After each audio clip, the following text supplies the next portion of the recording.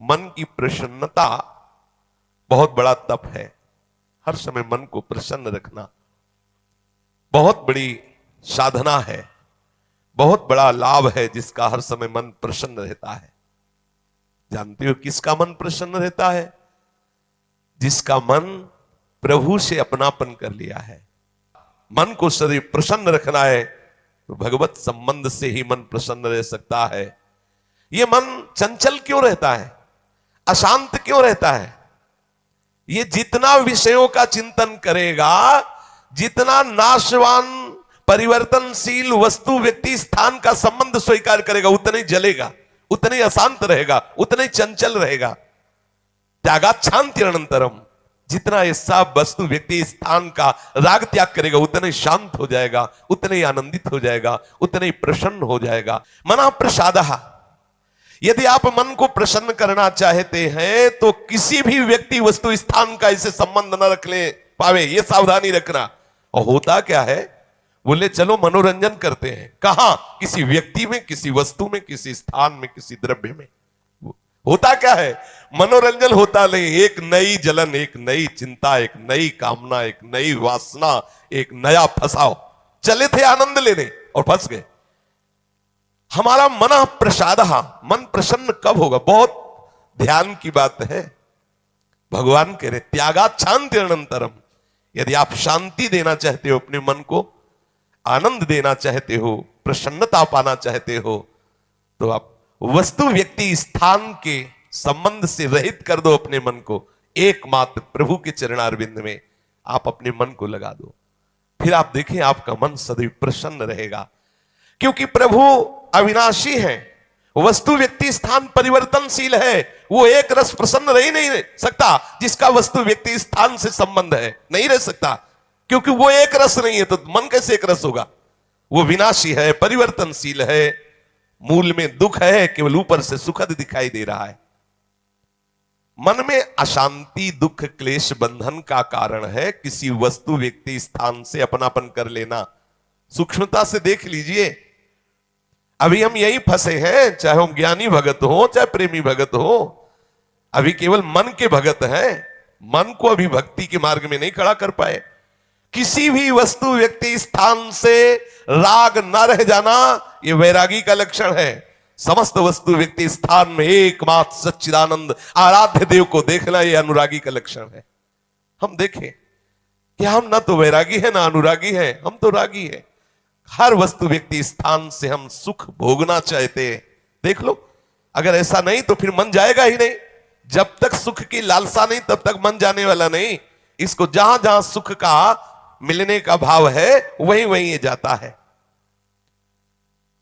जब धन, संपत्ति, स्त्री, पुत्र, नाना प्रकार की भोग सामग्री, इनमें हम अपनापन कर लेते हैं तो मन हमारा चंचल हो जाता है। सबका प्रश्न होता है, मन भजन में नहीं लगता, चंचल है मन। चंचल आपने किया है, आपको ही छोड़ना पड़ेगा।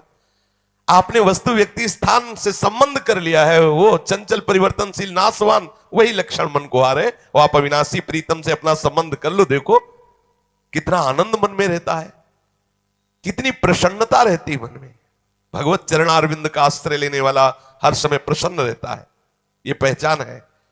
भारी से भारी विपत्ति में भी उसका हृदय आनंदित रहता है, क्योंकि ये विपत्ति संपत्ति बाहरी बात है। वो जिस आनंद में मगन है वहां न विपत्ति का न संपत्ति का दोनों का प्रवेश नहीं, न हर्ष न शोक का। इसलिए मना प्रसादः, साधक ध्यान दे संतुष्टा येन केनवा। हर परिस्थिति में मन को प्रसन्न करना सीखे, प्रसन्न रखना सीखे।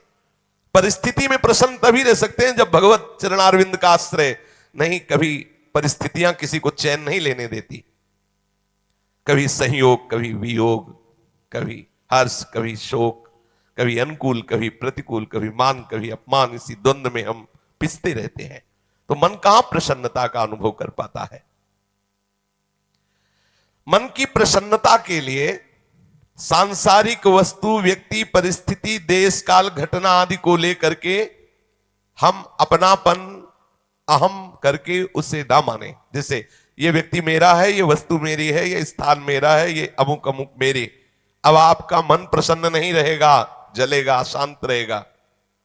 अपने स्वार्थ या अभिमान को लेकर किसी का पक्षपात न करना। यदि आप अपने मन को प्रसन्न रखना चाहते हैं तो अपने स्वार्थ की पूर्ति के लिए या अभिमान की पूर्ति के लिए किसी का पक्ष न लेना।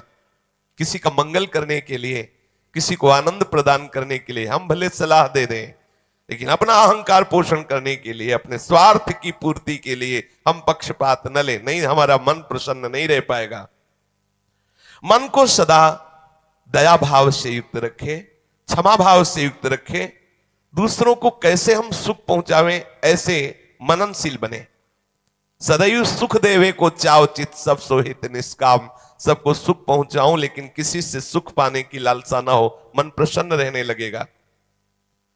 मन में जब दूसरों के हित की भावना होती है तो प्रसन्नता का प्रादुर्भाव होता है। और सदैव मन को प्रसन्न रखने के लिए थोड़ा भोजन पाना सीखें, कम बोलना सीखें, कम सोना सीखें और सदैव भगवान नाम जपना सीखें।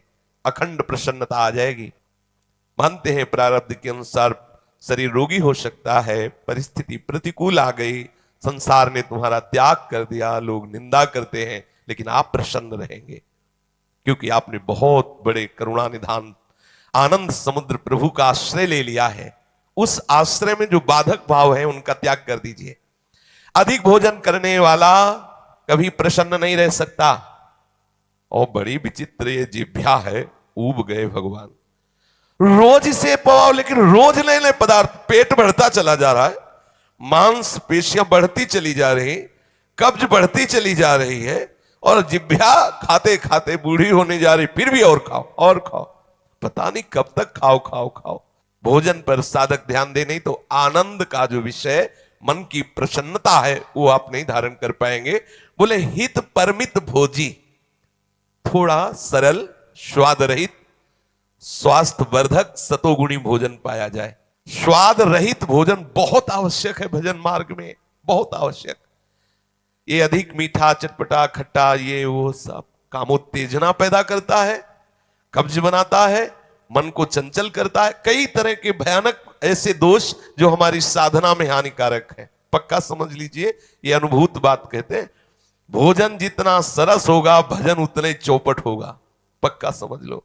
ये भोजन बहुत घातक वस्तु है, बहुत घातक वस्तु है। साधक इस बात पर ध्यान दे, ये भोजन हमें मारे डाल रहा है। हमारा जीवन भगवत प्राप्ति के लिए है और ये आज पा लिया, वो पा लिया, ये गुलाब जामुन, ये लड्डू, ये वो, बस बुद्धि में विचलता, भगवत चिंतन रहित और नाना प्रकार की वासनात्मक खेल की कामनाएं, कल्पनाएं, ये भोजन के कारण।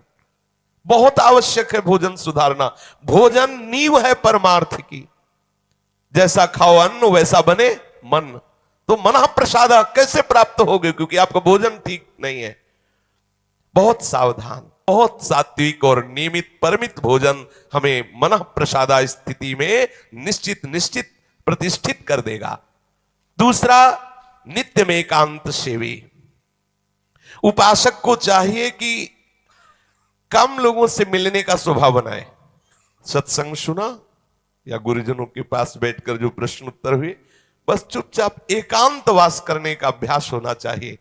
हर समय हम किसी से बात करते रहे, हर समय हम किसी से मिले रहे, हर समय कोई हमारे समीप रहे, तो हमारी अंतर्मुखता नहीं हो। भले वो हमसे बात न करे लेकिन हमारी अंतर्मुख वृत्ति में वो बाधक हो जाएगा। इसलिए साधक को चाहिए कि वो एकांत सेवी बनने का स्वभाव बनाए, ज्यादा किसी से बात नहीं कर। वैसे बात करने का नियम तभी रखना चाहिए जब कोई आपसे प्रश्न करे और प्रश्न का उत्तर आवश्यक है देना, उत्तर देने से उसका मंगल होगा तो ही बात करें, नहीं ना करें। बहुत कम जीवन है हमारा, बहुत कम समय है। हम अगर व्यवहार प्रपंच की सत्ता को सत्य मानकर केवल यही हमारा कर्तव्य है, यही ऐसा व्यवहार का निर्वाह करना, तो हम भगवत साक्षात्कार कब करेंगे? कब हमारे हृदय में वो अखंड प्रसन्नता, कब हमारे हृदय में वो अखंड विकलता भगवत साक्षात्कार की होगी? और बोले वाणी से हितकर मृदु वचन बोले, एकांत सेवन करे और नींद भी एक नियमानुसार करे। स्वल्प निद्रा विहारा, स्वल्प सोने का समय बनाए। 24 घंटे में 5 घंटे बहुत है शयन करना, बहुत है, मतलब बहुत हो गया 5 घंटे। 6 घंटे तो उनको जो बहुत शारीरिक श्रम करते हैं, 7 घंटे मतलब खत्म। अब इसके आगे साधक शब्द नहीं लगेगा। 6 घंटे तक तो मतलब बहुत हो गया कि बहुत श्रम करता है, इसलिए ठीक है। 7 घंटे मतलब प्रमाद स्थिति आ गई, 7 के बाद तो प्रणाम है, फिर तो कोई बात ही नहीं है। अब आप देख लो किस श्रेणी में आप हैं। उत्तम साधक 4 घंटे में हो जाता है, ठीक है। 5 घंटे पर्याप्त है। और जिनको बहुत शारीरिक श्रम होता है वो 6 घंटे, और कुछ तो ऐसे होते हैं कि हर घंटे में झपकी, हर घंटे में आनंद। हाँ, समाधि भाव को निद्रा समाधि स्थिति, व्यास भरोसे कुंवरी के सोत पाव प्रसाद। सत्संग हो रहा है, थोड़ी ढिलाई हुई, बस गए समाधि में गए बिल्कुल। हाँ, मक्खी भन बनाए चाहे मच्छर बल बनाए चाहे महात्मा भन बनाए, कोई फर्क नहीं पड़ता। अपने निद्रा समाधि स्थिति, आओ समाधि भीतर। स्वामी हरदास जी कहते मनी त्युत न डुलाओ, आओ समाधि। आ गए तो थोड़ा सावधान करे। स्वल्प निद्रा विहारा, और घूमने फिरने का भी एक नियम होना चाहिए। आपकी दिनचर्या एक नियमित होनी चाहिए। यदि आप नियम के अनुसार भोजन, नियम के अनुसार शयन, नियम के अनुसार घूमना और नियम के अनुसार बोलना चलना रखेंगे नियम से, तो आपका मन बहुत शीघ्र भगवत चरणारविंद में लग जाएगा। भगवत चिंतन से मन में प्रसन्नता आ जाती है। यदि आप ऐसा करेंगे तो आपका मन सदैव प्रसन्न रहेगा।